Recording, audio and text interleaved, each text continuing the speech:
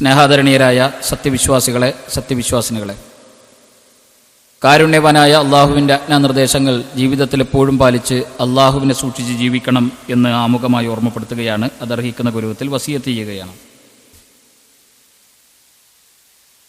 ഇന്ന് മനുഷ്യരുടെ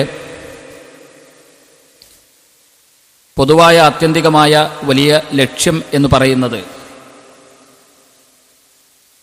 ദുനിയാവിലെ നമ്മുടെ ആഗ്രഹങ്ങളും മോഹങ്ങളും നേടിയെടുക്കുക എന്നതാണ്. അതിനെത്ര ത്യാഗം സഹിക്കാനും കഷ്ടപ്പെടാനും പൊതുവെ മനുഷ്യരെല്ലാവരും തയ്യാറാണ്. പരീക്ഷകളിൽ വിജയിക്കുന്നതിനായി രാവും പകലും ഭേദമന്യേ വിശ്രമരഹിതമായി പഠിക്കുന്ന ആളുകൾ നമുക്കിടയിലുണ്ട്.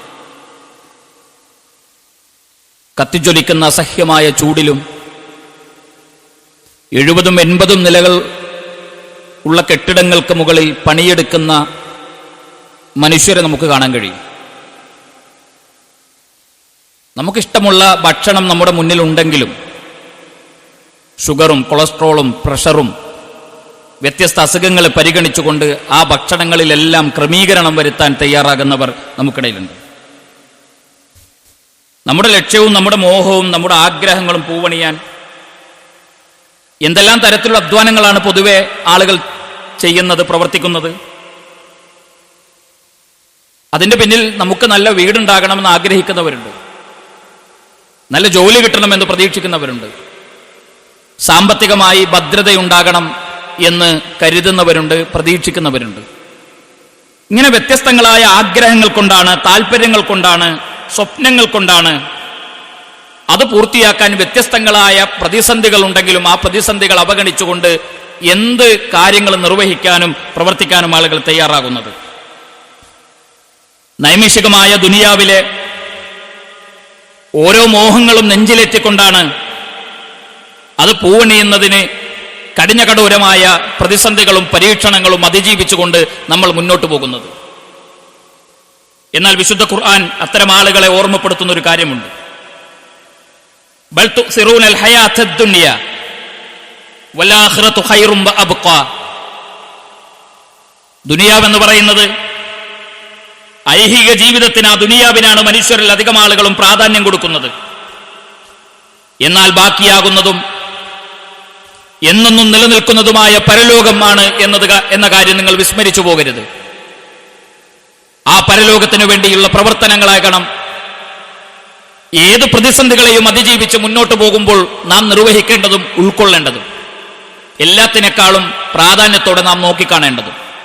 പക്ഷെ പലപ്പോഴും ഐഹിക ജീവിതത്തിലെ കാര്യങ്ങളെക്കുറിച്ചാണ് നമ്മൾ പെരുമ നടിക്കുന്നത്.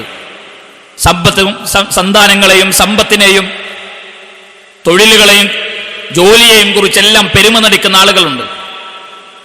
അൽഹാകുമുത്ത തകാസുർ, പരസ്പരം പെരുമ നടിക്കുന്നവർക്ക് നാശം.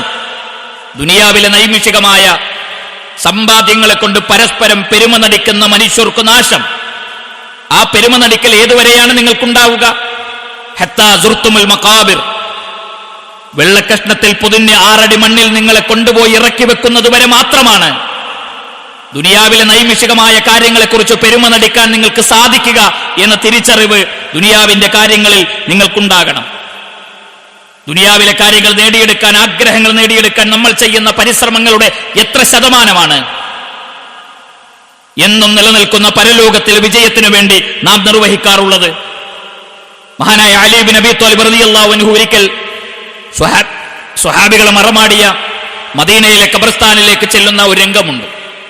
അദ്ദേഹം അവരോട് സംസാരിക്കുകയാണ്.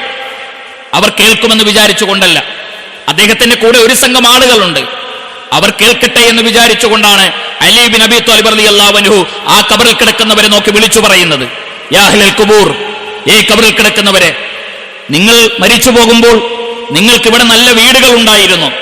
ആ വീടുകളുടെ അവസ്ഥ എന്താണ് എന്ന് നിങ്ങൾക്ക് ഇന്നറിയുമോ? നിങ്ങൾക്ക് നല്ല സമ്പത്തുണ്ടായിരുന്നു. ആ സമ്പത്തിന്റെ അവസ്ഥ എന്താണ് എന്ന് നിങ്ങൾക്കറിയുമോ?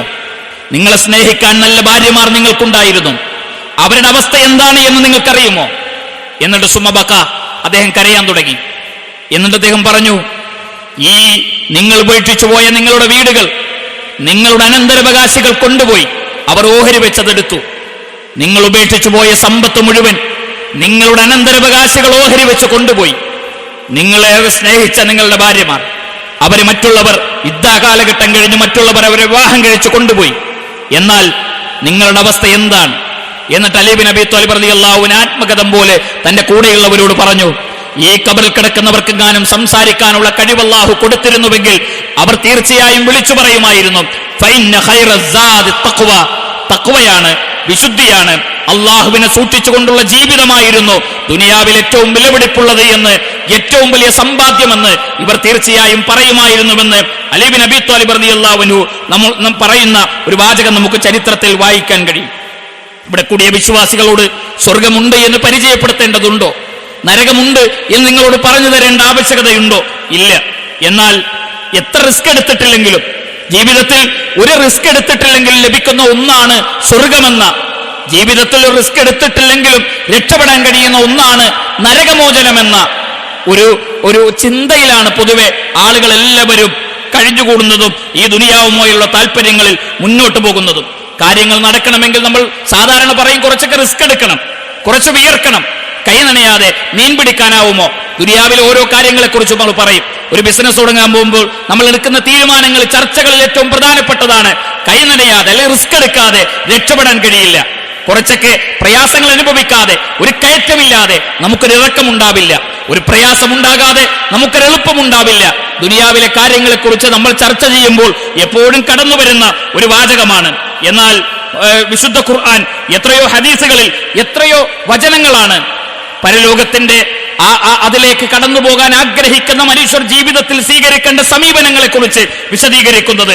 മഹാനായ പ്രവാചകൻ സല്ലല്ലാഹു അലൈഹി വസല്ലം പറയുന്നു, ഇമാം തിർമിദി ഉദ്ധരിക്കുന്ന ഒരു ഹദീസാണ്, മൻ ഖാഫ അദ്ലജ വമൻ അദ്ലജ ബലഅൽ മൻസില അലാ ഇന്ന സിൽഅത്തല്ലാഹി ഖാലിയ അലാ ഇന്ന സിൽഅത്തല്ലാഹിൽ ജന്ന. ശത്രുവിനെ നിങ്ങൾ ഭയപ്പെടുന്നുണ്ടെങ്കിൽ നിങ്ങൾ അവർ യാത്ര നേരത്തെയാക്കും എന്ന് പറഞ്ഞാൽ നമുക്കൊരു ലക്ഷ്യത്തിലേക്ക് എത്തിച്ചേരാൻ രാത്രി യാത്ര ചെയ്യണമെന്നുണ്ടെങ്കിൽ വിശ്രമിക്കാതെ, പ്രയാസങ്ങൾ മാറ്റിവെച്ച് ഉറങ്ങാതെ ആ രാത്രികളിൽ നമ്മൾ യാത്ര ചെയ്യും. ഉറങ്ങാതെ മയങ്ങാതെ ലക്ഷ്യസ്ഥാനത്തേക്ക് എത്താൻ നമ്മൾ സഞ്ചരിക്കും. അങ്ങനെയാണ് നമ്മൾ ലക്ഷ്യസ്ഥാനത്തേക്ക് എത്തിച്ചേരുക. എന്നാൽ അള്ളാഹുവിന്റെ സ്വർഗ്ഗം ലക്ഷ്യമാക്കുന്നവൻ, റബ്ബിന്റെ മഅ്ഫിറത്തും മർഹമത്തും ലക്ഷ്യമാക്കുന്നവർ അവർ അലക്ഷ്യമായി സമയം പാഴാക്കുകയില്ല. സമയത്തെ അവർ ഉപയോഗപ്പെടുത്തും. നിഅമതാനി മഅ്ബൂനും ഫീഹിമാ കസീറും മിനന്നാസ്. മനുഷ്യരിലധികം ആളുകളും ഒരു വെറുതെ കളയുന്ന, നിസ്സാരമാക്കി കളയുന്ന രണ്ടനുഗ്രഹങ്ങളുണ്ട്. ആ അനുഗ്രഹങ്ങളിൽ ഒന്ന് അസ്സുഹ, അതാ ആരോഗ്യമാണ്. അതേപോലെ തന്നെ ഒഴിവ് സമയമാണ്. ആരോഗ്യവും ഒഴിവ് സമയവും നഷ്ടപ്പെടുത്തി കളയാതെ, പാഴാക്കാതെ കഠിനാധ്വാനം ചെയ്യുന്നവർക്കാണ് അള്ളാഹുവിന്റെ സ്വർഗമുള്ളത്. ഈ കഠിനാധ്വാനത്തിലായിരുന്നു രാത്രികളെ മുഴുവൻ സമ്പന്നമാക്കിയ, പകലുകളെ മുഴുവൻ ആരാധനകളാൽ സമ്പന്നമാക്കിയ ഒരു മാസമാണ് നമുക്ക് കഴിഞ്ഞു പോയത്. റമളാനിൽ അവസാനിക്കുന്നതാകരുത്. മഹാന്മാരായ പണ്ഡിതന്മാർ പറയുന്ന ഒരു പ്രയോഗമുണ്ട്, വലാ തകുൻ റമളാനിയ, നിങ്ങൾ റമളാനിന്റെ ആളുകളായി തീരരുത്. ഞങ്ങൾ റമളാനികളാണ് എന്ന് പറയുന്നത് പോലെ നമ്മുടെ ജീവിതത്തിലെ പ്രവർത്തനങ്ങളായി തീരാൻ പാടില്ല. വകൂനു റബ്ബാനിയ, നിങ്ങൾ റബ്ബിന്റെ ആളുകളായി തീരണം, റമളാനിന്റെ ആളുകളാകരുത്. കാരണം റമളാൻ കഴിഞ്ഞു പോയാലും 11 മാസങ്ങൾ ജീവിക്കാനുള്ള ഇന്ധനമാണ് ഒരു മാസം കൊണ്ട് നാം നമ്മുടെ ജീവിതത്തിൽ അടിച്ച് കയറ്റിയിട്ടുള്ളത്. അതെല്ലാം നിസ്സാരമായ ദിവസങ്ങൾ കൊണ്ട് അവസാനിപ്പിച്ച് നരകം വാങ്ങുന്ന മനുഷ്യരായി നാം ഒരിക്കലും തീരാൻ പാടില്ല. റമളാനികളാകാതെ റബ്ബിന്റെ ആളുകളായി തീരാൻ നാം പരിശ്രമിക്കണം. സ്വർഗം അത് അമൂല്യമാണ്. അത് വെറുതെ കിട്ടുന്ന ഒന്നല്ല. അതിന് കൃത്യമായ ത്യാഗവും കഠിനാധ്വാനവും ജീവിതത്തിൽ ഉണ്ടാകണം എന്നാണ് ഇസ്ലാം പഠിപ്പിക്കുന്നത്. അള്ളാഹു നമ്മെ കാണുന്നുണ്ടെന്നും അവന്റെ ലക്ഷ്യം ആ റബ്ബിന്റെ പ്രീതിയാണ് എന്നും തിരിച്ചറിയുമ്പോഴാണ് ഒരാളുടെ ഈമാൻ നല്ല രൂപത്തിൽ മുന്നോട്ട് കൊണ്ടുപോകാൻ അവന് സാധിക്കുക, അവന് കഴിയുക. വിശുദ്ധ ഖുർആൻ എത്ര കൃത്യമായിട്ടാണ് പറയുന്നത്, വഹും യസ്തരിഖൂന ഫീഹാ റബ്ബനാ അഖ്രിജ്നാ നഅമൽ സ്വാലിഹൻ ഗൈറല്ലദീ കുന്നാ നഅമൽ. നരകാവകാശികളായ ആളുകൾ അവർ ആർത്തട്ടഹസിക്കും. അവർ പറയും, റബ്ബനാ അഖ്രിജ്നാ നഅമൽ സ്വാലിഹൻ ഗൈറല്ലദീ കുന്നാ നഅമൽ. ഞങ്ങളെ ഒരിക്കൽ കൂടി ഇതിൽ നിന്ന് പുറത്തു കൊണ്ടുവരണം. ഞങ്ങൾ ഈ നരകത്തിൽ നിന്ന് പുറത്തു കൊണ്ടുവരുമോ, ഞങ്ങൾ ഇതിൽ നിന്ന് പുറത്തു കൊണ്ടുവരുമോ, ഞങ്ങൾ ഉപേക്ഷിച്ചു പോയ നന്മകൾ ഞങ്ങളുടെ ജീവിതത്തിൽ ഞങ്ങൾ പ്രാവർത്തികമാക്കുകയും ചെയ്യുകയും ചെയ്യാം. അവസരങ്ങൾ ഉണ്ടായിരുന്നു, ചെയ്തില്ല. ആ സമയത്ത് അല്ലാഹു സുബ്ഹാനഹു വ തആല അവരോട് ചോദിക്കുന്ന ഒരു ചോദ്യമുണ്ട്, അവലം നുഅമ്മിറകും മാ യതദക്കറു ഫീഹി മൻ തദക്കറ. നിങ്ങൾക്ക് അവസരങ്ങൾ ഒരുപാട് കിട്ടിയില്ലേ, സമയങ്ങൾ ഒരുപാട് നിങ്ങൾക്ക് ലഭിച്ചില്ലേ? അതേപോലെ തന്നെ വജാഅക്കുമുൻ നദീർ, താക്കീതുകാർ നിങ്ങളുടെ ജീവിതത്തിലേക്ക് കടന്നു വന്നില്ലേ? അവസരങ്ങൾ മലവെള്ളപ്പാച്ചിലുകൾ പോലെ നിങ്ങളുടെ ജീവിതത്തിലേക്ക് കടന്നു വന്നിട്ടില്ലേ? താക്കീതുകാർ പറഞ്ഞു തരുന്നവർ, ഉപദേശിക്കുന്നവർ എല്ലാം നിങ്ങളുടെ ജീവിതത്തിൽ ഉണ്ടായിട്ടില്ലേ?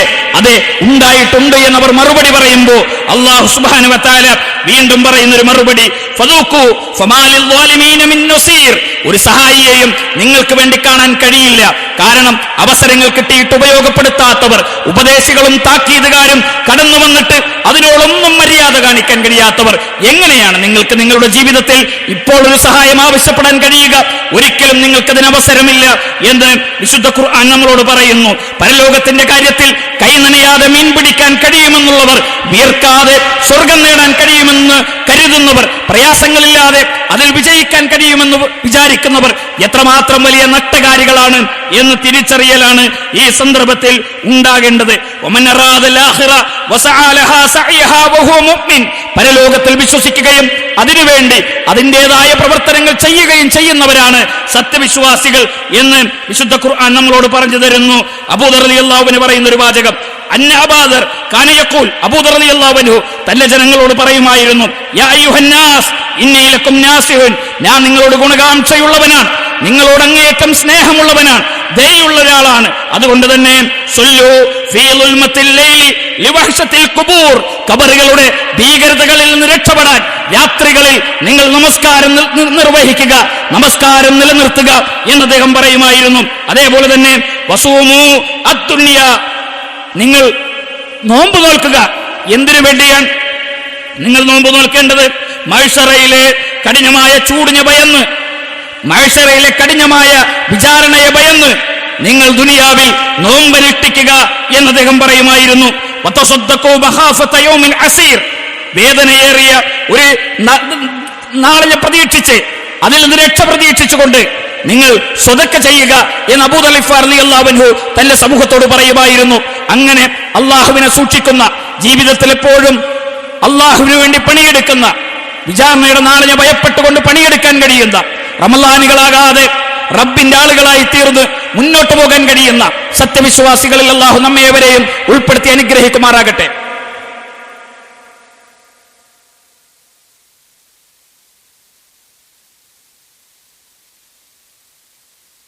ഇന്നൽ ഹംദലില്ലാ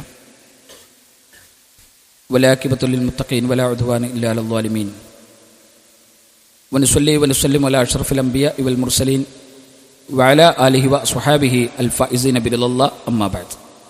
സ്നേഹാദരണീയരായ സത്യവിശ്വാസികളെ, സത്യവിശ്വാസിനികളെ, കാരുണ്യവാനായ അള്ളാഹുവിൻ്റെ ആജ്ഞാനിർദ്ദേശങ്ങൾ ജീവിതത്തിൽ എപ്പോഴും പാലിച്ച് അള്ളാഹുവിനെ സൂക്ഷിച്ച് ജീവിക്കണം എന്ന് രണ്ടാമതായും അതർഹിക്കുന്ന രൂപത്തിൽ ഓർമ്മപ്പെടുത്തുകയാണ്, വസിയത്ത് ചെയ്യുകയാണ്. പരിശുദ്ധ റമളാൻ കഴിഞ്ഞു. വിവിധ കാരണങ്ങൾ കൊണ്ട് നോമ്പുകൾ നഷ്ടപ്പെട്ടു പോയ ആളുകൾ നമുക്കിടയിലുണ്ടാകും.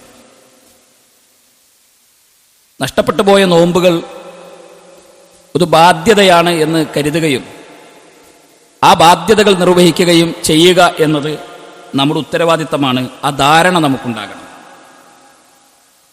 വിശുദ്ധ ഖുർആൻ തന്നെ പറയുന്നത്, ഒമൻ കാന മരീളൻ ഔ അലാ സഫരിൻ, രോഗങ്ങൾ കൊണ്ടോ യാത്രകൾ കൊണ്ടോ നമുക്ക് ആ നോമ്പ് നഷ്ടപ്പെട്ടു പോയാൽ അത് നോറ്റുവീട്ടേണ്ടത് ബാധ്യതയാണ് എന്ന് വിശുദ്ധ ഖുർആൻ തന്നെ നമ്മളോട് പഠിപ്പിക്കുന്നുണ്ട്. ഗർഭം, പ്രസവം, മുലയൂട്ടൽ, രോഗം, യാത്ര എന്നിങ്ങനെയുള്ള കാരണങ്ങളാൽ നോമ്പ് നഷ്ടപ്പെട്ടവർ, അവർക്ക് മറ്റൊരിക്കൽ നോമ്പെടുക്കാൻ കഴിയുമെന്ന പ്രതീക്ഷയുള്ളത് കൊണ്ട് അവർ ഫിദിയ കൊടുക്കേണ്ടതില്ല, ആ നോമ്പുകൾ നോറ്റുവീട്ടുക എന്നതാണ് അവരുടെ ബാധ്യതയായിട്ടുള്ളത്. നോമ്പെടുക്കാനുള്ള തടസ്സങ്ങൾ എപ്പോഴാണോ മാറുന്നത്, ആ നോമ്പുകൾ നോറ്റുവീട്ടുക ബാധ്യതയാണ് എന്നത് നാം തിരിച്ചറിയണം. അത് അകാരണമായി നീട്ടിക്കൊണ്ടുപോകാതെ, കാരണങ്ങളില്ലാതെ നീട്ടിക്കൊണ്ടുപോകാതെ അടുത്ത റമളാനുകൾക്ക് മുമ്പ് തന്നെ അത് നോറ്റുവീട്ടുക എന്ന ഉത്തരവാദിത്തം നിർവഹിക്കാൻ നമുക്ക് സാധിക്കണം. പ്രായാധിക്യം കൊണ്ടോ നിത്യരോഗങ്ങൾ കൊണ്ടോ നോമ്പ് നോൽക്കാൻ കഴിയാത്ത, ഇനി കഴിയില്ല എന്ന ധാരണയുള്ള ആളുകൾ അതിന് ഫിദിയ കൊടുക്കുകയും ആ കാര്യങ്ങൾ നിർവഹിക്കുകയും ചെയ്യേണ്ടതുണ്ട്. എങ്ങനെയാണ്, എത്രയാണ്, നമ്മൾ ആർക്കാണ് ഫിദിയ നൽകേണ്ടത്? ഫിദിയത്ത് തുആമു മിസ്കീൻ, മിസ്കീനുകൾക്കുള്ള ഭക്ഷണമാണ് ഫിദിയ. അവർക്ക് അരിയായി കൊടുക്കാൻ കഴിയുന്ന സാഹചര്യങ്ങളുണ്ട്. ഭക്ഷണമായി കൊടുക്കുക എന്നത് തന്നെയാണ് ഏറ്റവും ഉത്തമമായിട്ടുള്ള ഒരു കാര്യം. പ്രായാധിക്യം കാരണത്താൽ നോമ്പ് നോൽക്കാൻ സാധിക്കാതെ വന്നപ്പോൾ അനസ് ബിൻ മാലിക് റളിയല്ലാഹു അൻഹു റമളാനിന്റെ അവസാനത്തിൽ 30 ദിവസത്തിനുള്ള ഭക്ഷണം പാകം ചെയ്ത് പാവപ്പെട്ടവർക്ക് നൽകിയിരുന്നുവെന്ന് ഹദീസുകളിൽ നമുക്ക് കാണാൻ കഴിയും. അതുകൊണ്ട് തന്നെ നോമ്പ് നഷ്ടപ്പെട്ടു പോയ, വ്യത്യസ്തങ്ങളായ കാരണങ്ങൾ കൊണ്ട് നോമ്പ് നഷ്ടപ്പെട്ടു പോയ ആളുകൾ 2 സമീപനങ്ങളുണ്ട്. ഒന്ന്, നമുക്ക് ആ കാരണങ്ങൾ മാറുമെന്ന് പ്രതീക്ഷയുള്ളവർ അവർ ഫിദിയ കൊടുക്കേണ്ടതില്ല, മറിച്ച് അവർ ആ നോമ്പുകൾ നോറ്റുവീട്ടുക എന്നതാണ് ഉത്തമമായിട്ടുള്ളത്. എന്നാൽ ഇനി നോമ്പ് നോൽക്കാനുള്ള ഈ നമുക്ക് വന്ന പ്രതിസന്ധികൾ മാറില്ല, പ്രായാധിക്യങ്ങൾ കൊണ്ട്, രോഗങ്ങൾ കൊണ്ട് ഇനി നോമ്പ് നോൽക്കാൻ കഴിയില്ല എന്ന തിരിച്ചറിവുള്ള ആളുകൾ അവരാണ് ഫിദിയ നൽകേണ്ടത്. മിസ്കീനുകൾക്കുള്ള ഭക്ഷണമാണ് ഫിദിയ. നോൽക്കുന്ന ആളുകൾ അടുത്ത റമളാനിന് മുമ്പ് തന്നെ അത് നോറ്റു വീട്ടാനുള്ള പരിശ്രമങ്ങൾ ഉണ്ടാകണം. അകാരണമായി നീട്ടിവെച്ചാൽ നമ്മുടെ മറവികൾ കൊണ്ടോ നമുക്കത് നഷ്ടപ്പെട്ടു പോകുന്ന സാഹചര്യങ്ങൾ ഉണ്ടാകും. അതുകൊണ്ട് ആ വിഷയത്തെ ഗൗരവമായി തന്നെ എല്ലാവരും കാണാൻ ശ്രദ്ധിക്കുക. അള്ളാഹു നമ്മെ അനുഗ്രഹിക്കുമാറാകട്ടെ.